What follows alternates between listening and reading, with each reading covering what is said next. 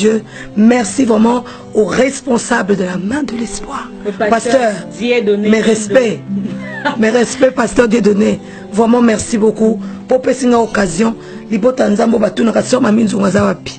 Nazali, je suis là, que Dieu vous bénisse. Obongina lokumu, Nzambe na babulami, tuimbe ye poa mulami.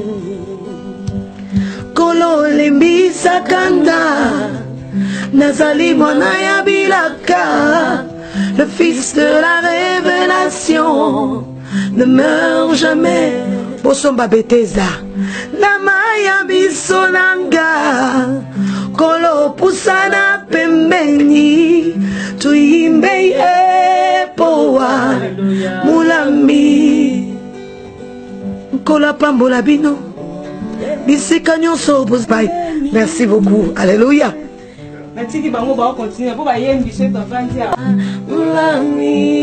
Bisakanda na yo na yamiraka la révélation. www.lamaindelespoir.com. Nabandon number 1.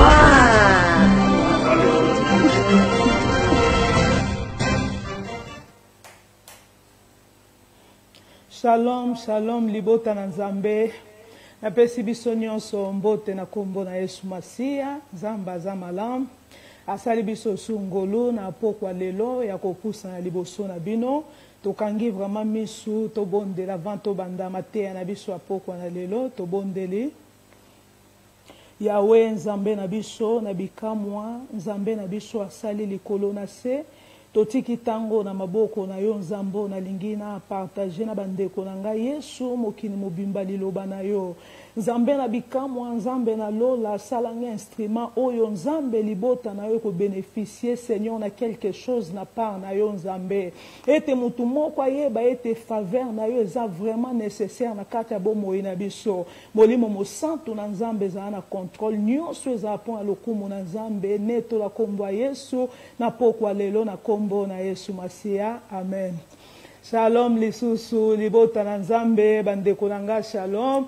Zamba pambola bino na occasion penza bo pesinga lisusu kat na pokwa lelo ya kopusana na kata ba telefone na bino na kata ba television na bino na mwenyo so bolanda biso na pokwa lelo Nzamba pambola bino ya solo na okobanda bongo te na pesi pe pasteur Dieudonné mbote mingi Nzamba pambola bino mama Noeli bambote mingi siko zali Nzamba pambola bino mingi boza kanal kande na lobaka ya benediction o Nzamba sali libota na Nzambe sengeli bayoka Nzambe na nzela na bino ya solo tokoleka kaka na lombango mbala moko pona kolobe thème na biso lelo to continuer kaka na faveur na Nzambe lelo eza vraiment suite et fin faveur na Nzambe faveur to bandai koloba lelo na ozala kaka mwa mukuse penza na définition parce que na lobaki déjà Tobandai koloba faveur dans Nzambe zali c'est une bénédiction accordée à quelqu'un non à cause des œuvres, des mérites ou de l'intelligence mais par une grâce.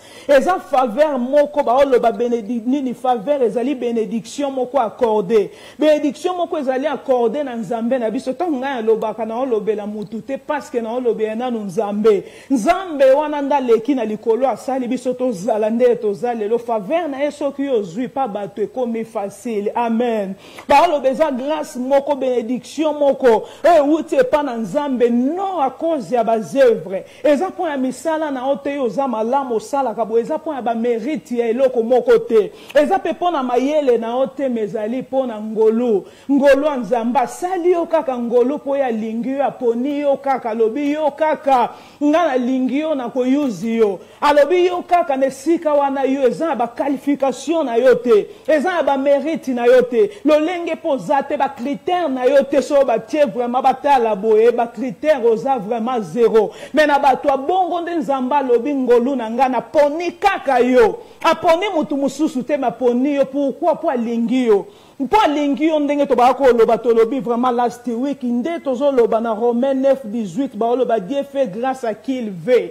Na loba ki nzamba sala kangolu na ye na muto ya lingi ndenga pona ki Joseph nde to loba ki. To lobi Joseph azala ki na eza point kitoko na ete loko te me papa na ye alinga ki ye. Alinga ki ye to moni ndenga linga ki atongeli ekute lamba tunique ya multicouleur. To ba ko mona eza ba grâce na nzambo ezala ki likola bomo ya Joseph. Azaki na ba grâce ebele ya nzambe likolo na bomo ineske ye muta lukaki yango koloba na nzambe ke nzambe boete ezalaki nzambe muta pesa ki grâce wana zwaki faveur liboso papa na ye faveur ave ya pa muto esengeli nzamba akorda ngonde yo zwi faveur epa na batu amen amen donc azwaki faveur liboso nzambe to mona kinde nzamba tambula kina endenge papa na ye tinda kiye na kate sobe sika wana kenda kindenga bunga ki meto moni mutu moko faveur na nzambe o ezalaki likona bomo ile mutu moko abimeli Joseph mba moko azwingolu mutu wana alakisi ye nzelo zo luka nini vraiment to yebi de ende na lobaki azwaki ngolu mutu wana directionné alakisi ye mba moko nzela na ekomi mukuse nde na abaki faveur na nzambe esungaka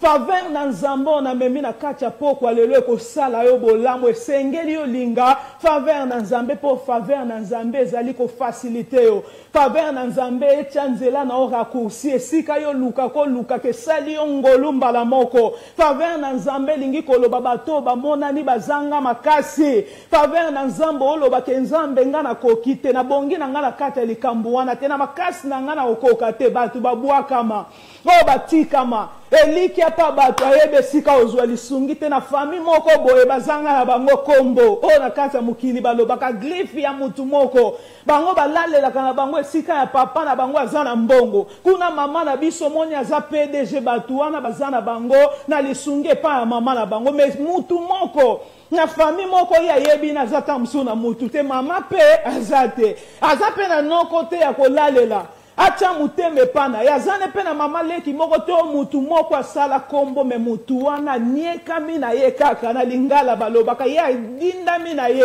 epa na nzamba zwi faveur liboso nzambe nde faveur nzamba sanga na lolenga batu wana ko se négliger te ko mona pasi te na expliquer ka faveur na nzambe poto yeba ngwela kisini za grâce moko o yo moko yebite bakanga ki ona likambo moko makasi ndeko danga na pokwa lelo na zo sepela nde na lobaka nazo sepela to bandide yako mata muke pona faveur na nzambe bakanga ki ona likambo moko yo yebite tamsuso sala ki mabe moko ezali ya makasi batio na kata prison sort na yo ezalaki kaka kufa ozalaki isu na ide moko te ya ko vivre prison de komanda kuna yo ndeko nanga eliki ezate ya ko bimomo na kaka boye président mukolo moko avandi alobe sengela libérer ba prisonnier parmi batu wana batu mususu kutu bazwingolu wana taponi alobi bato misatu parmi batu wana yo pe na kati ezangolu o nazoloba esengelo linga ngolu wana yaka pamba te sengeli nzamba toucher mutu wana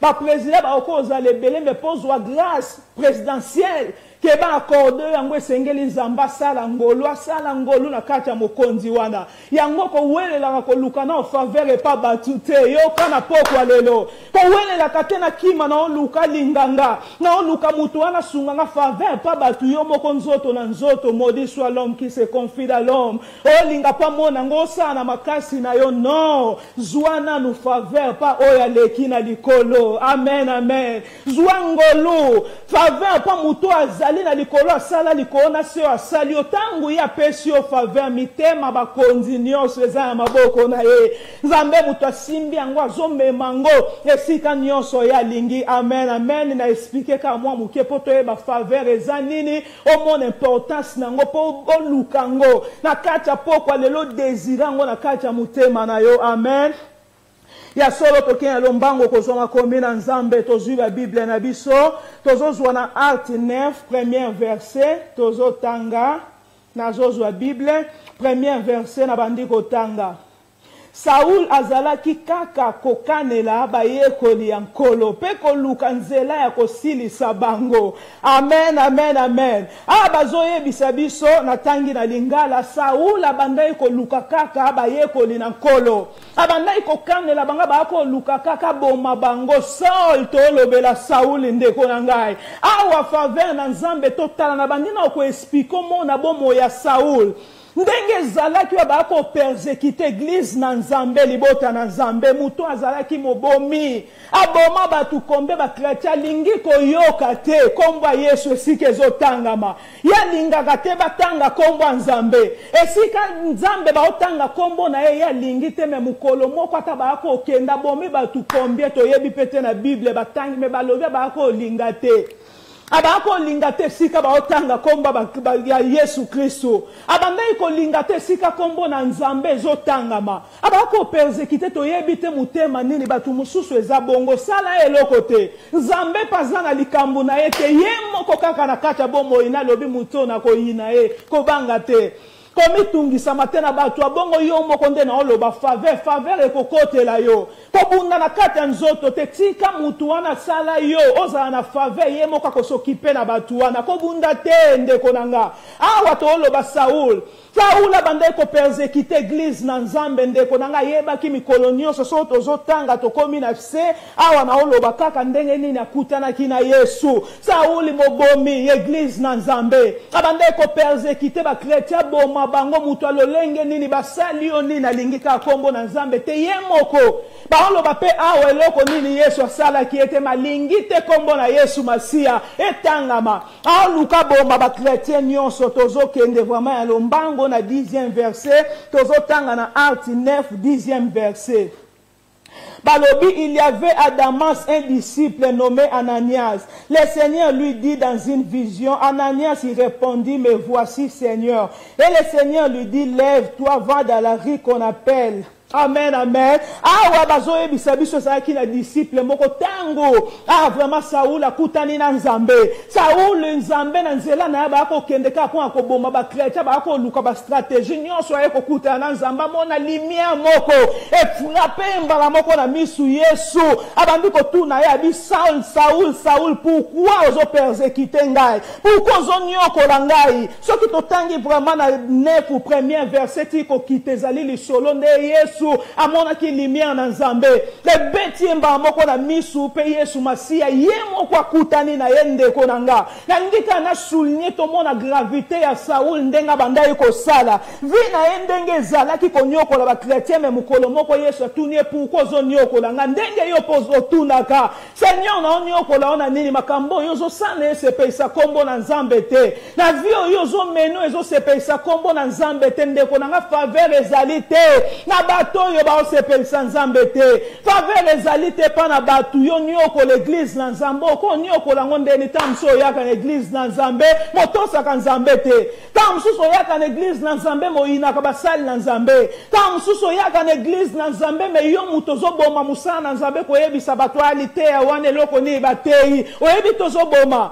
kombo na Nzambe oboma musala na Nzambe Yesu azolela ndenga bakolela pona Saul yozo yeba te lelo pe ndenge tozali Yesu atindi ngai lokwa musali na ye kwa lobela yo azolela gobituna na olela ndeni na comportement nyonso yozo sala ezo sepesa kombo na Nzambe te tozomona Yesu akutani na ye lumière ye likolo na ye na 10e verset baoloba il y avait à Damas un disciple nommé Ananias. Le Seigneur lui dit dans une vision, Ananias y répondit, me voici Seigneur. Balobi tes disciples moko na Nzambe kombo na Ezaïki Ananias ba disciple bazanga katende konanga. So grâce na Nzambe e likolo na yo Nzamba lingi yo mutu moko akozala kaka po sala yo bola. Grâce na Nzambe eza pona yo tende na lobi. Na pesi exemple prisonnier ona ya yebite ya solo penda sala ki mabe. E tumbu na ezala ikaka kufa mamoni grâce na Nzambe nde Saul awazala ki nde konanga bazolo basiko disciple moko azalaki na Damas kombo na ezalaki Ananias Nzamba yebisi na kati ya buto alobi ete kende et le Seigneur lui dit lève-toi va dans la rue qu'on appelle la droite et chercher dans la maison de Judas un homme Saoul de Tarse. Amen, amen. Ya solo atozomona, oh, na sepeli na nzambe na kacha poko na lelo. Ya solo ndeko na nga bandiko pesa eba precision kende na mboka boy. Oh, kuta mutu moko kombo na e Saul na bondeli nzambe na kacha poko na lelo nzamba kuta na yo.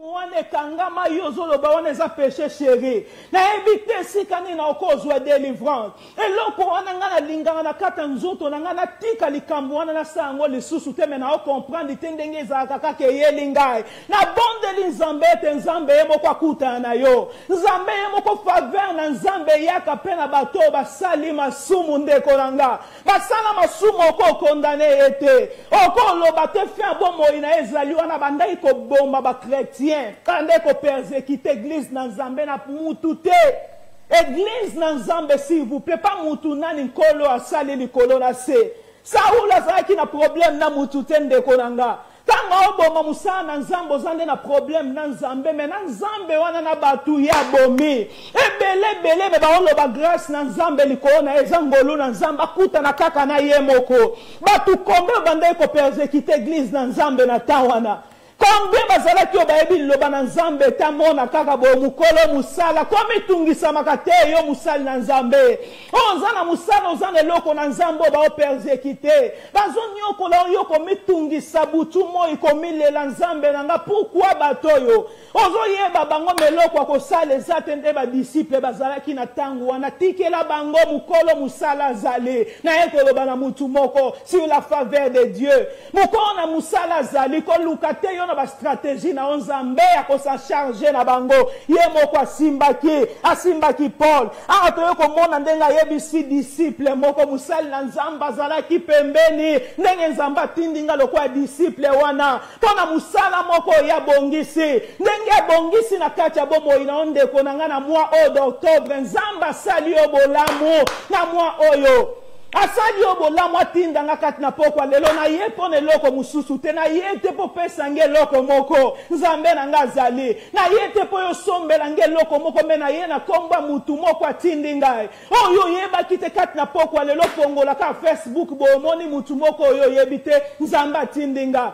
okongola ka television na obo ezali azan telikambu moko tezaka azan liboso na nzambe nzamba yebaki lelo yoyo ka mungongo na ngakati na pokwa lelo disciple wana nzamba yebisi azopese na adresse kende boye na yebisi oke nzamba yebiyo na yebisi oke nzamba yebiyo komi tungisa mate nzamba ko localiser okati na adresse sika yo zali yebi nyonso balobi nombre suke mituna biso nzamba yebi yango eloko nino mitungisa maka na kati ya likambo wana sol deja miso ekufi azoyeba te eloko nini asala kuna nzamba azosala na ye koanonse na mutu moko eza musala moko silence ya nzambe eza absence na ye te oyo azosala na kati ya bomoi na yo awa sola yebi te eloko asala azoyeba te na kosala ndeni miso ekufi akuta ye na nzambe donc nzambe azobongisa ye kimia wana na kati ya likambo elingolo bate nzamba bosani bino ayebi libota na yo ndeko na nga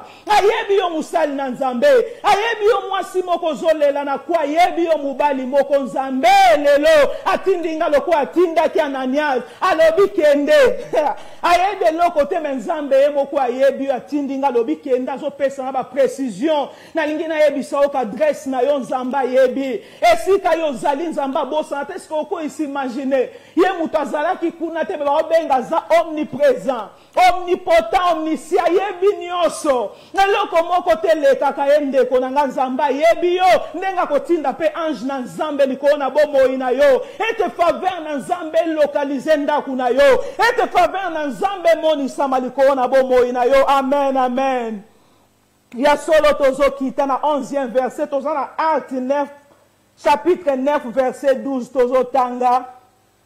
Il prit et il a vu en vision un homme du nom de Ananias qui entrait et qui lui imposait les mains afin qu'il recouvre la vie. Ananias répondit, Amen, Amen, Amen. Ya solo to mona kaka awa tangu nzamba zolobela yepa zolobela Ananias wana Seigneur pa bandai ko sala musala na kati ya Paul ya Saul abandai pe ko yebisa na kati ya vision ke mutu moko akoya ko tiela o maboko pe yo okomona. Amen, Amen.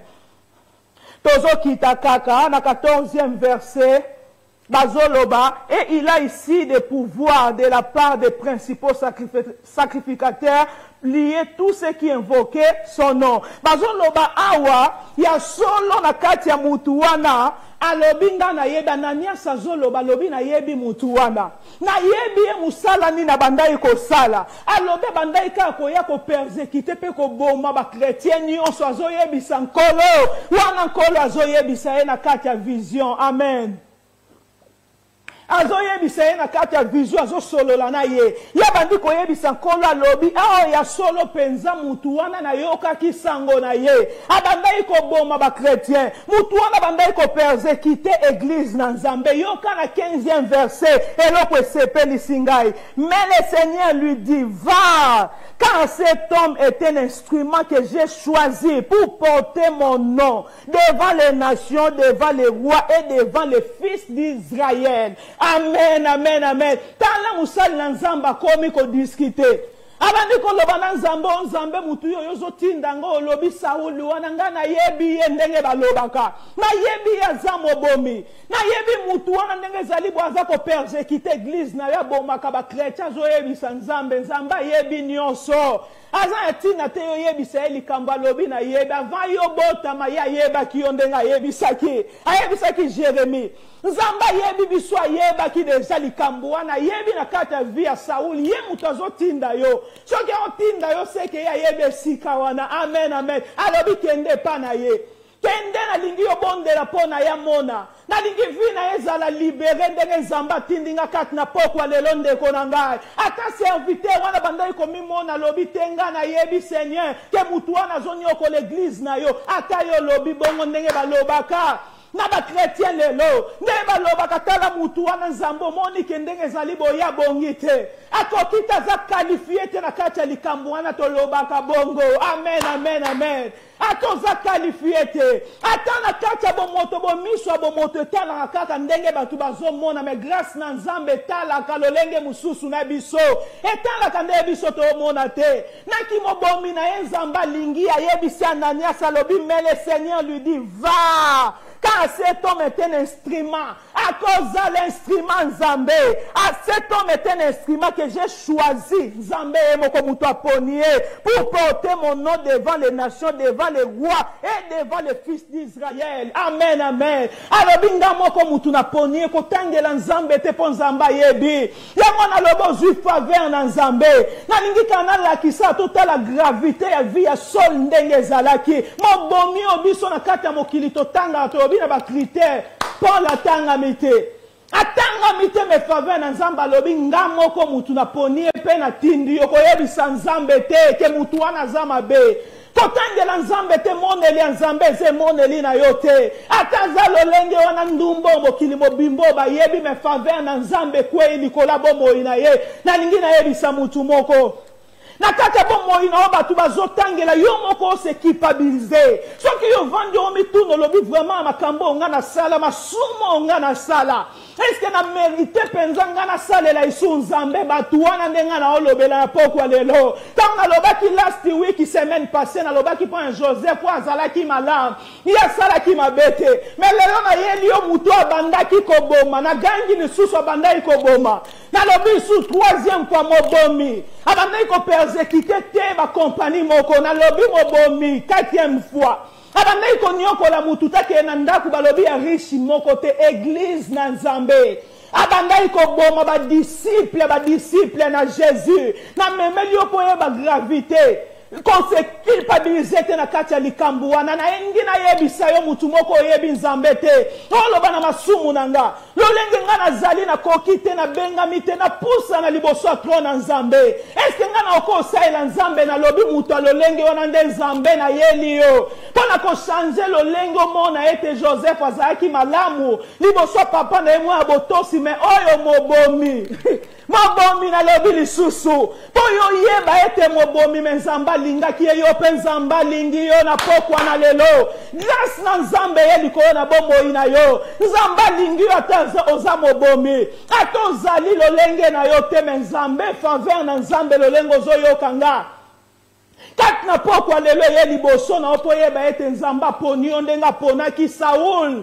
Aponi yo bandai ko persekita zo kende na nzela Damasi na bakopi na ye. Oya yebi ete na silisa bango na nyoko la bango mukolo wana nzamba kutai na ye. Awata musali na nzambe azoloba na niaz. Alobi ete Seigneur na yoka kipona mutu wana ko yebisa nzambe te yoka kikende sala. Oza serviteur. Et pas maître moko. Musali na nzambe yoka nzambe. Ko diskite na nzambe te kat na musala na nzambe. Sala oyo nzamba zo yebisa yo. Oza na kati service na nzambe nzambe mutachie yo wana. Ko yebisa nzambe te nzambo yebi likambo ya yebi avayo salama. Ayebi yo avayo botama. Ayebi likambo wana avaloba na yo sala ndenge nzamba zo tinda alobi kende. N'est-ce pas nzamba yaki po abatu mabeba bongwana. Grâce na nzambe ngolu na nzambe nano esilite mutu wana pazana droit et liberté. Ko yebi na kacha kruata moyibi wana yibaka. Abomaki batu soki kombe mazwaki ngolu na nzambe yo bosani. Nzamba lobi lelo yo kozana nga na paradis yo pozwi ngolu na nzambe kati na pokwa lelo ndeko nanga. Na koyoka nga na lisolo o ya faveur na nzambe lokalize yo. Faveur na nzamba lobi akozala instrument munene azoyebisa nani asonga na kosalela. Ata yo yebisinga zalaki lolenge wana. Azalaki mobome bako boma ba disciple na ngamenga na lingie. Kaka yende ngala ko salela. Alleluia nzambe mala. Nzamba za makasi ndeko nanga. Nzamba sala ke monde lineza lokwa batu nyonso te. Alingi yo ndengo za masumu na yo. Alingi yo ndengo za famille wana pauvre. Oyo zoloba ete na kati ya famille wana nga penza eske na osela nzambe kombo eyebana te. Biso penza tozana biso na mutu ya malonga te. Biso tozana mutu okote tala esika famille na biso ndenge ezalaki nzamba azwaki Gedeon. Ata alobaki lolenga bongo nzamba alingaka bato ya bongo po ya netola kombo na ye. Amen, amen, amen. Aponi ye, alingaki ye nzambe pa poni yo kati na pokwa lelo. Nzamba alingi yo lolengo ozali. Amen, amen, amen. Ya solo tozwi lisu makomi na nzambe. Tozozo makomi na nzambe to luka biso na bino. Na 1 Corinthiens 15 verset 9 vraiment tozozwa. 1 Corinthiens 15 verset 9. Bazoloba na yaki sima ya batoma. Na yaki sima ya batoma nyonso. Wana Paul azoloba apôtre Paul. Akomi déjà Paul akomosa ela nzambe. Alobi na yaki sima ya batoma nyonso.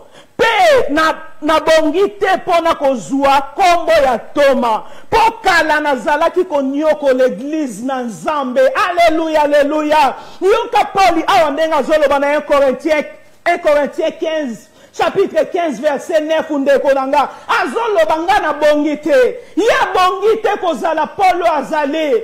Alobi nga na bongi te kozala toma na nzambe na bongi te babenga nga toma pona nyokola ke église na nzambe. Ya bongi te. Na ngina la kisao kaka yemo ko reconnaître ko tuno lobi mamo azote ya likambu nini. Azweli yango wapi na memi yo po yeba bandai ko nyoko l'église na nzambe. Alobi na bongi te na benga matoma na nzambe. Ndenge yo polo baka na bongi te. Na ba qualification nga na kokite. Esika wana menzamba poni yo. Nzamba lingi kaka yo muto olobobi na za désespéré. Ange za avancé nzamba poni yo. Na bongi te me yo muto ko salela nzambe. Kaka yo nzamba poni yo. Amen, amen, amen. To pusani vraiment makomi na nzambe kaka na 1 Corinthiens 15 wana chapitre 15 verset 10. Tozotanga. Paul a lobby par la grâce de Dieu, je suis ce que je suis. Et sa grâce envers moi, na lingi grâce. Ndenge Paul a zoloba par la grâce de Dieu, je suis ce que je suis. Et sa grâce envers moi n'a pas été vaine, loin de là. J'ai travaillé plus que tous, non pas par moi. Toutefois, mais la grâce de Dieu qui est en moi. Amen, amen. Nangina yebiso Paul a zo reconnaître ngolo nzambe. Alobi etenga na travailler koleka ba potre nyonso nazo mema yo comprendre na meni on na no comprendre muto bobomi ndenge ni nazalaki. A persécuter église na nzambe. Hier komi Paul azoloba na 1 Corinthiens 15 verset 9 aloba na benga mite nazala toma na nzambe yo zolandanga. Na pokwa lelo ndengo zalaka. o sous-estimé o mitelo lobi na kati ya likambo wana nga na benga mite mpo na kosalela ngo na kosala musala wana na benga mite mpo na kozala qualifié na kati ya likambo wana yo benga makite me nzambe aponi yo amen amen babenga na nzambe ye na mokolo ya lelo na lakisi yo mpo yeba ndenge azalaki na vi na ye apase koma ye asalaki me awa azoloba na 15 alobi nga na benga makite na pona makite alobi je suis ce que je suis par la grâce de Dieu Paul azo reconnaître mune na nzambe a reconnaître ngolu moko lipata na nkolo oyo ezalaki likolo na ye na kati ya musala na nzambe reconnaître yango yo benga makite me nzambe aponi yo kati na pokwa lelo bakritere wana ozalaki qualifié te me nzambe alingi yo à travers yo kosalela libota na yo bolamu à travers yo libota na yo ekobika kaka na nzela na yo aponaki Paul Baoloba Paul ya lobi nga mutu na sali koleka batoma nyonso mezali na ngate na grâce mutu moko o eza ya likolo azo reconnaître na lingi na yebisa mutu moko kati na pokwa lelo na lingi na yebisa mutu moko ko yana retard na kati ya musana nzambe lingi koloba te nzamba ko use yo extraordinaire te na lingi na yebisa mutu moko Paul aye na retard haleluya ba disciple kutanga nyasa zoloba ya bongite na yoka sango na ye azalaki mobomi nzamba lobinga munatindi okende bondela pona ye haleluya tala muto ya bonga makite oya pona makite menzamba yuzi ye ozonidi grâce à nzamba lobi c'est par la grâce de Dieu ndenga na travailler koleka batoma nyoso Paul oya azalaki mobomi na lingi na yebisa mutu moko atiaka point na kati ya vie ya bato yo loba kobi mutu wana selo bakritere akoki te me nzambe alobi akoki selo makambo mpenza ya bomoto boye akoki te me nzambe oyebiso alobi okoki likolo lisumu wana yo moko koma maelese na okosalela nzambe te tika yango yo okokani na Paul oyo bakopersécuter église na nzambe azonyoko l'église na nzambe badisciple kolo ya musala azoboma basali na ye Paul wana nzambe asaleli ye tala oloba oyo nazali eza na ngolu na nzambe reconnaître effort na nzambe reconnaître munene na nzambe eza likolo na bomoi na yo ndeko na nge eza na makasi na yo moko te musali na nzambe Paul azo reconnaître nazolobela eloko nini nalobi ayaki na retard alleluya koya na retard elingo loba te ke nzamba koyuzi yo te balobi asalaka likambo nyonso na ta nango asalaka mutu nyonso likambo na ta nango oyo ozomona retard epa na nzamba alinga lobela mutu moko eza retard te na kati ya likambo na yo ozomona olobi na kati ya libala wana vraiment nzambe ngande na agi nakomi na kobala na ye epa na yo mateyo eye epa na yo kati na pokwa lelo ozomituna olobi eske nga na kobota ba spécialiste combien batalinga na yoka boye na Kinshasa babi mai wana komela na kendaki esika wana na Suisse nga wana na kendaki nzambe na monika na nge suki nzamba ye koloba na yo loko Paul azalaki ami mona yende suka yenda bandai ko sala mabeme babi mukolo moko nzambe asokipaki na Paul aye ko travailler bana na yo baza spécial na lingi na annoncer na mutu moko okobota bana loko abatu nyonso te nzambe ko utiliser yo totane ezate liboso na nzambe tango asalaka yo kozala na double portion nzambe ko salela yo makambu ya ko sale ko tikala na kati ya matoi na batu ndeko na ngai Isaac aza mwana loko abana nyonso te ata Abraham abotaki liboso Isaac baoloba fils unique. Pourquoi Bible est un fils unique alors que Abraham abotaki déjà na servante na ye? Pourquoi Bible est le babongo aza unique? Na genre na ye aza loko mwana nyonso te Isaac.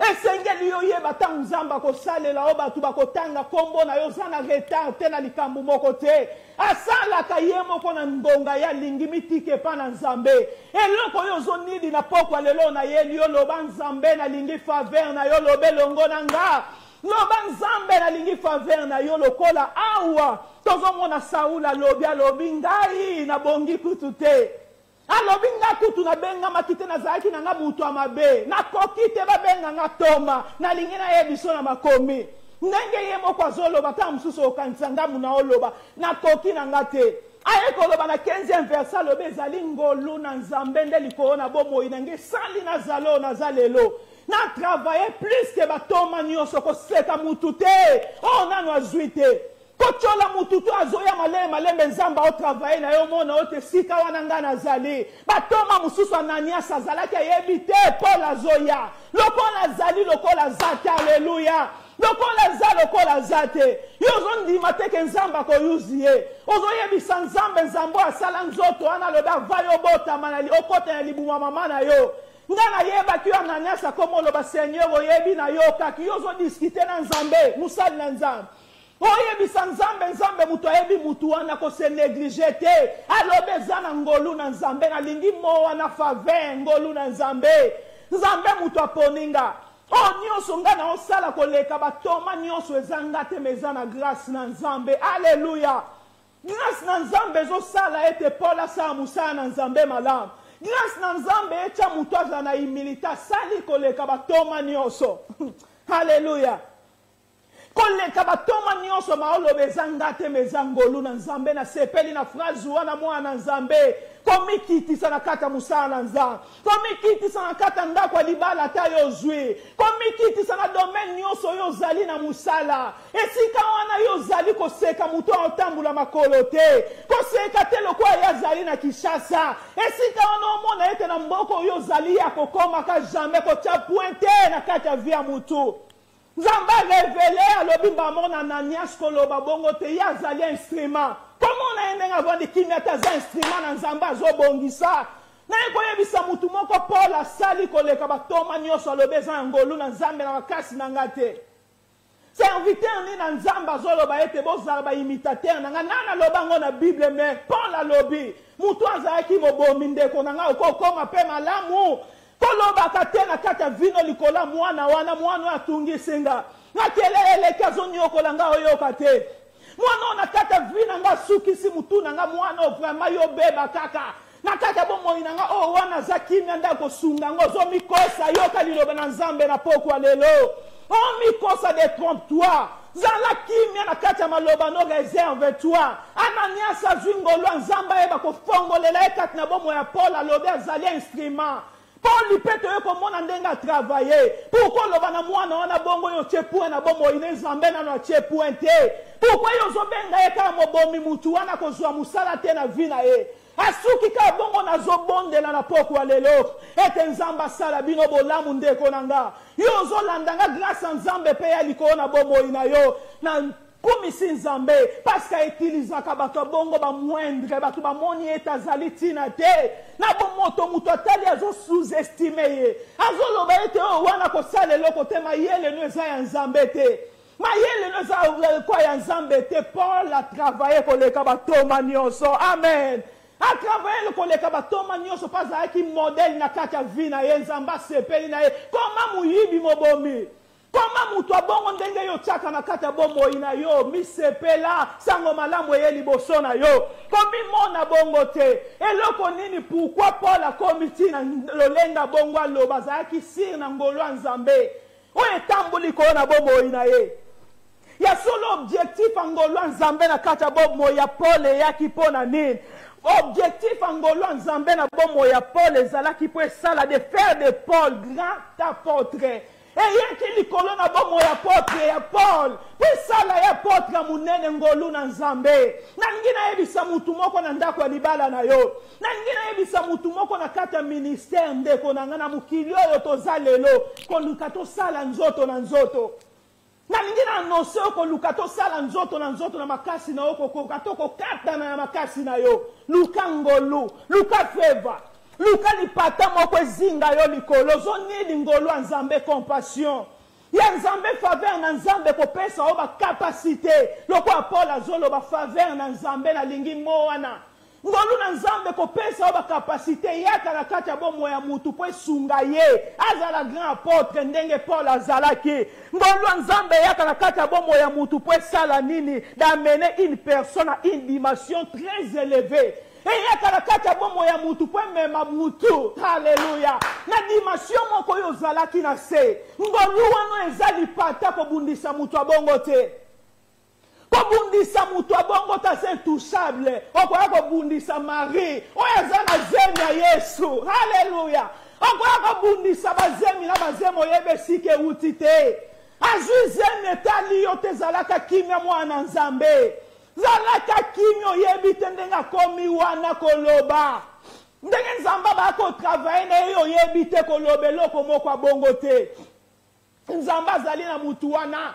Koloba te kwa kobundisa zemi o ezali ya Yesu. Kobi bundisa. Mutu nyonso tokomone loko wana soke resi yo yebi. Mutu azali likolo eloko wana. Oyebi kolo eloko wana azali nani. Yo sala na ndenge na yo zala na kuwa na ondenge nzamba sali mutu wana ko kipete tikela enzambe. Makambu na tika koloba bakata vya bato kwa bundisa na zemi ya Yesu okutani na nkolo. Keba mwana nzambe keba mama Luka feva. Nalobi sous faveur nzambe. Na kacha mukilio ndeko na nga ko opere na dimension.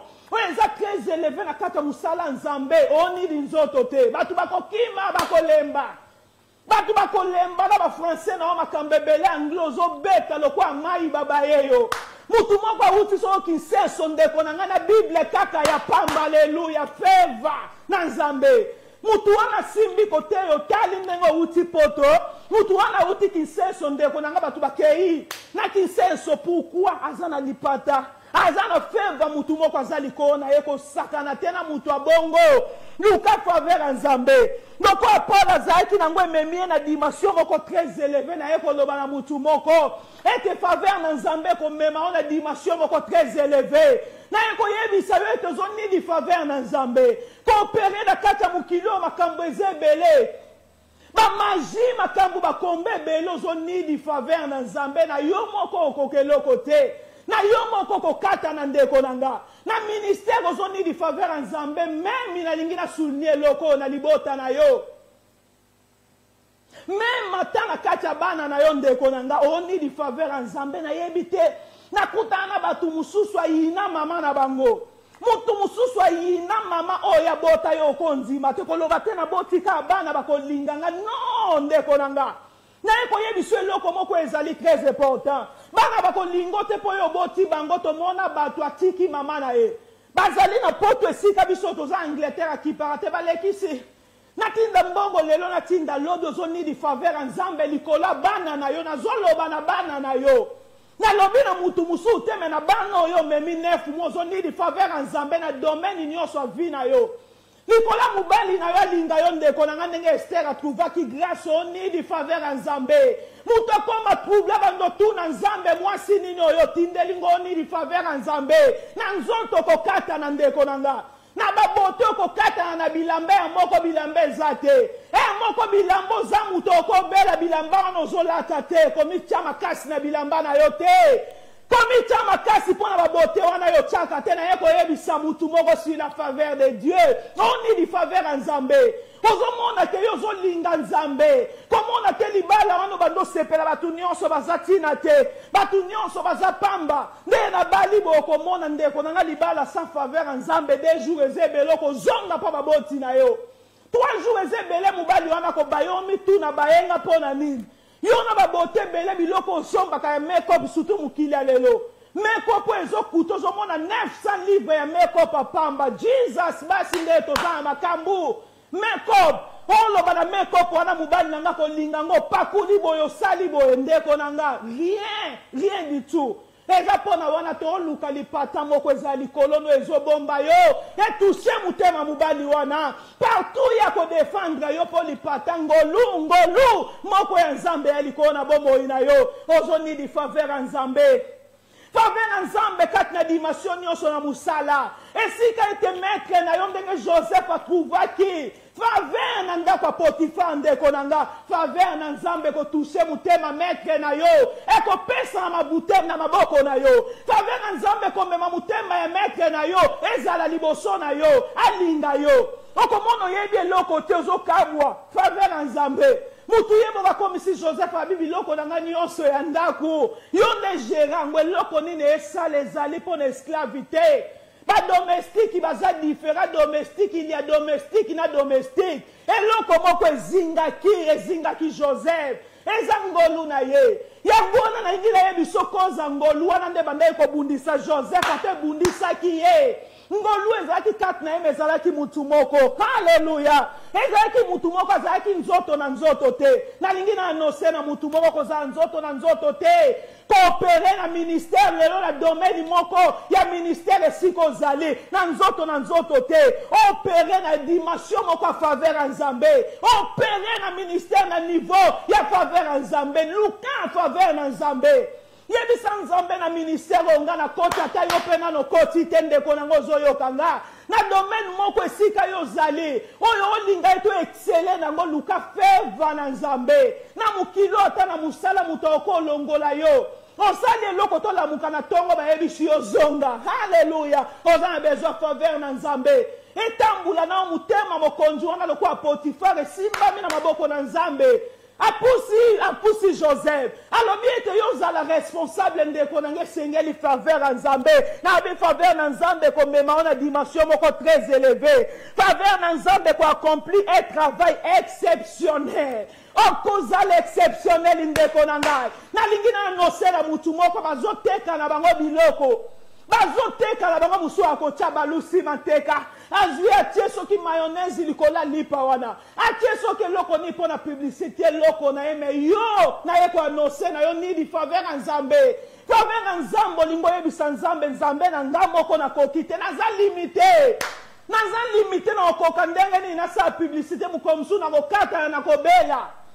Mukomsu ba travailler wana ba okima ngai me na zone di faveur na yo na yeko yebisa mutu moko on ni di faveur na Nzambe et accompli un travail exceptionnel kat na bombo ina yo na ngina loba ete Paul ayaki na retard ndeko nanga Paul ko silisa likamba Paul na ngina yebiswa ayaki na retard ke batoma mususu bayaki avant ye na retard esike ezali ngina annoncer yo retard ezalaka likambo te retard ezalaka nango na kati ya likambo te na mosala Nzambe meko silisa ata yo oza na retard ata yo balobi likambo wana nosali tobali te ata yo balobi ete nano boti te yeba koko travailler yo Nzambe akopambola yo okotrouve faveur okosala lelo tokomotanga Paul lelo tokomo lobe Paul azalaki mobomozo ni di faveur na Nzambe sala yo bolam faveur na Nzambe zali ko na bomo ina yo faveur na Nzambe sungi a travailler plus que bato aye kokuta na ko annoncer na mutu moko kati na poko na lelo Nzambe tindi li lobo pa yebisa yo ozali yo moko soko mituna na kata vina ngata retard na bomoto Nzambe sala kana retard te asa akapena avance te masala ka lolenge ya lingi na tawo ezali convenable pona ye petango ko sale ko kamusa mukili pona kombo na yo komitungisa te eloko moko retard Nzambe lingi ko loba te retard wana na misu na yo na ngina annoncer na mutu moko nini faveur na Nzambe na famille moko ezangi kombo na mutu moko alobi ete ta ba para ba kufi na mutu moko oyo azoloba ete ngana suki nini faveur na Nzambe ndeko nanga tala faveur na Nzambe ndenge yaki na vie ya Noa na libota na ye haleluya na libota na ye trouver faveur en Nzambe na bomo ina ye mukile ezalaki corrompi mukile bebaki Nzambe alinga boma mokili batu nyonso balingi bakufa ndeko nanga na ye ko annoncer na mutu moko faveur na Nzambe toloba na Genèse chapitre 6 verset 8 mais Noé trouva grâce aux yeux de l'Éternel Noé trouva grâce liboso na Nzambe ye na libota na ye ndeko nanga akufa kite Noé abitaki na libota na ye na ye ko annoncer na mutu moko na pandémie oyo ezoboma mokili batu nyonso baza troublé yo kokufa te Nzambe ko épargne yo na maladie ebomaka ngolu na Nzambe ezosala ke deux personnes baza na hôpital moko akufi mususu abiki maladi moko mutu wana omitune loko nini na sali Nzambe kisi okutu mutu wana zozwa ye aza na bambongo bandeko na ye bazosombela ye aza na babia mutu wana aza na mutu te me ya biki faveur na Nzambe ezokengela ye faveur na Nzambe ezali protection likolo na bomo ina ndenge protégeaki Noé na libota na ye ndeko nanga faveur na Nzambe atiraka faveur na nzambe sunga kandeko nanga, faveur na nzambe simplifia kamakambu, faveur na nzambe esala kamutu bola, faveur na nzambe atayo bota kite, atan retard ezo facilité o makambo esengeli yo luko umela, faveur na nzambe tango ezo ko sala yo bola. Alléluia, alléluia, alléluia. Ah, tozomona histoire Esther. Parce que son Esther 2, verset 17. Le roi aima Esther plus que toutes les autres femmes. Et elle obtient grâce et faveur devant lui. Plus que toutes les autres jeunes filles. Il mit la couronne royale sur sa tête. Et la fit reine à la place de Vati. Alléluia, alléluia. Nalingina ebisa mutu moko. Ezapona kitoko te. Tala Esther awa. Esther azala kinana zali orpheline ndekonanga. Nzamba zwa kabiloko ezangi. Ko sous-estimé te na bomo ina yo, komi mona pamba te, komona te batunde baleki yo tala. Mutu azangi baboti ndeko na ngai. Mutu tokolo bana sena moyo azomona lisungini Mardosha juya zanoko na ye, ozan lisungi moko. Esther a trouvé grâce devant roi. Bazolo bazui faveur, liboso mokonde zaki toko na ete. Jeune fille garde virginité na yo. Mukolo moko ezali bakoloba na mboka banani baza vierge yo zandenge nini. Pourquoi bayebisa yo na kati ya baninga? Pourquoi bayebisa yo ezana ngo likambo te na mukila lelo mibali bakipaka toko za l'exceptionnel. Tant likambo wana ezo yende konange sengelo bomba virginité na yo. Musana nzambe bomba bonzambe. Ozan réserve na nzamba linga utiliser na zo annoncer na mutu moko. Et si kozali ozana plan nzambe mi batela, mi bomba makokota lokwa batuni osote. Il y aura un temps na histoire Esther poto tangi ni osote, bako luka yo. Bako luka ba critère wana soki o virginité na yo ezate. O bebi seloko na nzambe, e kozana ndenge ni bomba po ba sélectionner yo.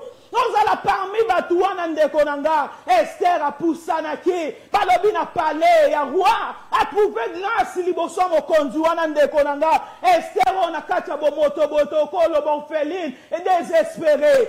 Espoir ezate famille na kolobaza mutu anani m'a trouvé faveur, tikanzamba sala yobolan, Joseph azalaki mutu pambe esclave, azalaki esclave na mboka Égypte, eko comme premier ministre, Esther orpheline, eko comme reine ndekonanga, Daniel étudiant, alléluia.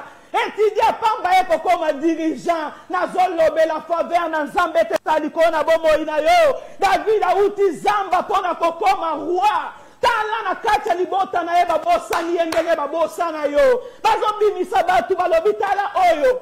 Alléluia. C'est le critère ba yebi kaka onde ba kotiaye. Akozala roi ba bosa ni atayo na libota na yo na ekoloba na mutu moko faveur na nzambe elikolo na yo.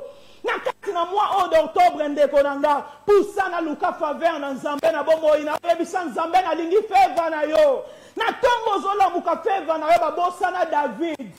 Non na mona te bobota bosa ni mwana zala ya faveur na nzamba te sika yo zali. Ataba bosa ni omukomoko bakoya ko luka yo. Yondo kokoma roi David eko koma roi mutu babosa na ki. Na eko ebisa mutu moko luka faveur na nzambe na kacha bomo ina yo. Faveur na nzambe eko sunga yo. Eko sunga yo na ministère na yo. Eko sunga yo na bafer na yo.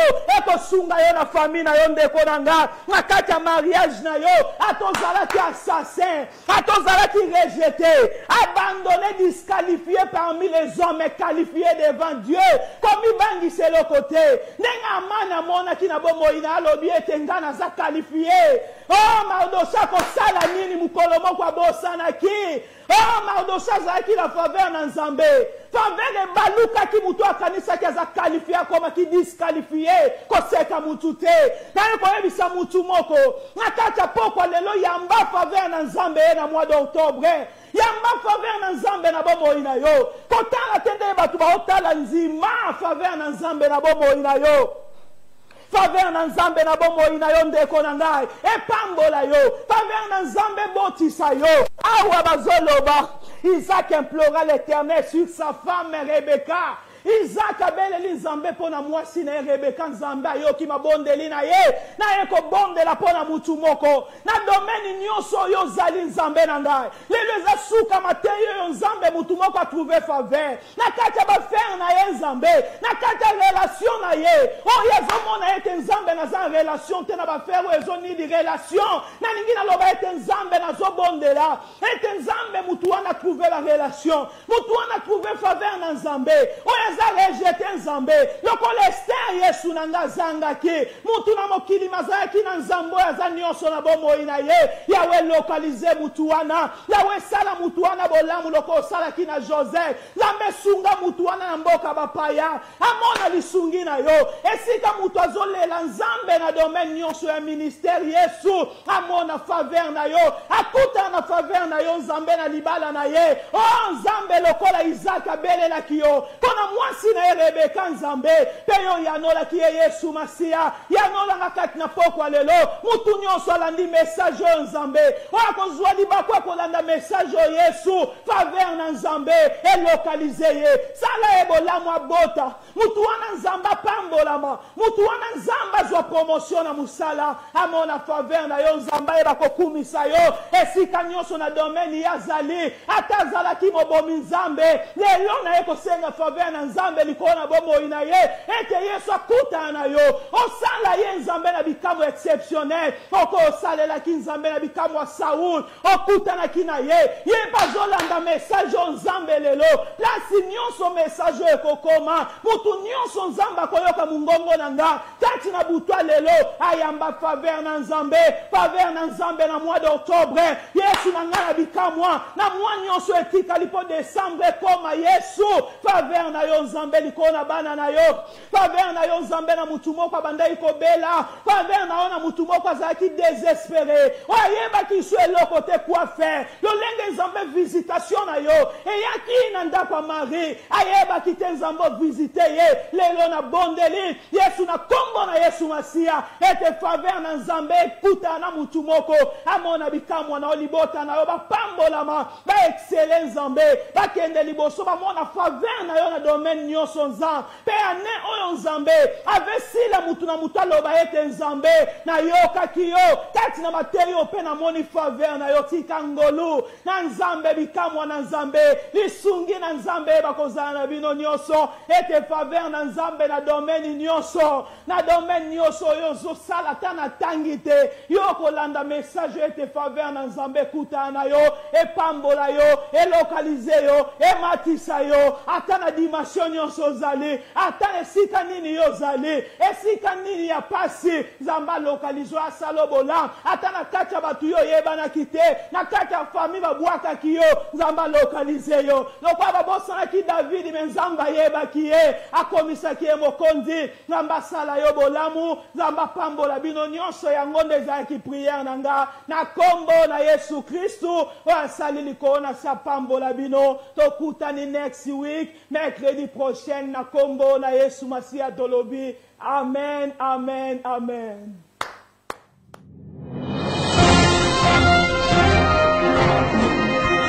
Dieu, merci vraiment aux responsables de la main de l'espoir. Pasteur, mes respects, pasteur Dieudonné, vraiment merci beaucoup pour cette occasion. Nazali, je suis là, que Dieu vous bénisse. Obongina lokumu, Nzambe na babulami, tuimbe ye poa mulami.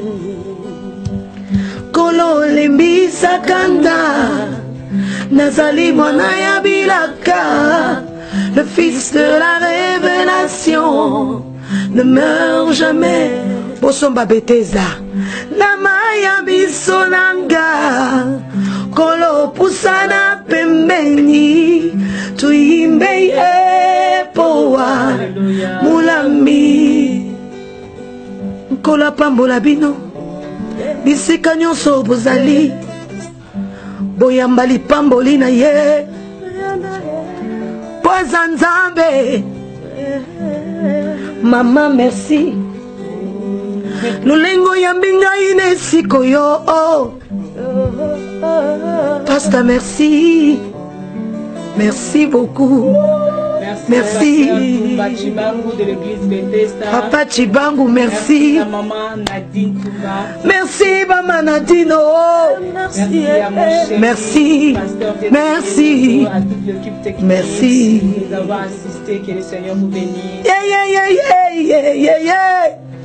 Oh, Obongi, Obongi Yesu, Obongi Yesu,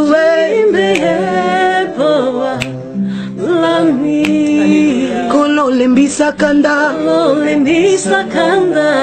Yesu limana ya bilaka, Yanangai, la révélation dort jamais. Namaya Maya misonanga, oh Yesu pusana pembeni, imbeye poa lami. Obongi Yesu, Obongi na loku, Obongi Yesu, bena babu lami, Baba, imbeye Yepoa Mulami. Alléluia, alléluia. Papa Mbola en Afrique, toute l'équipe, vraiment, Anna, Evril, Chériba, on a combo, ça n'a bien noté. Vraiment, que Dieu vous bénisse, que Dieu vous bénisse. Bye bye, bye bye, bye bye. Merci beaucoup. Alléluia. Oh, Namaya mi sauvé. Namaya mi sonanga, Yaya. pusana pembeni, imbeye poa lami. Obongi. Obongi na. Mes salutations à toi, Papa Mbuta. Zamina babu lami, Yaya. imbeye poa lami. Kono lembisa kanda yawe, lembisa kanda, lembisa kanda na yo, na ya milaka, ya de la révélation. www.lamandelespoir.com. Nabandon, number 1.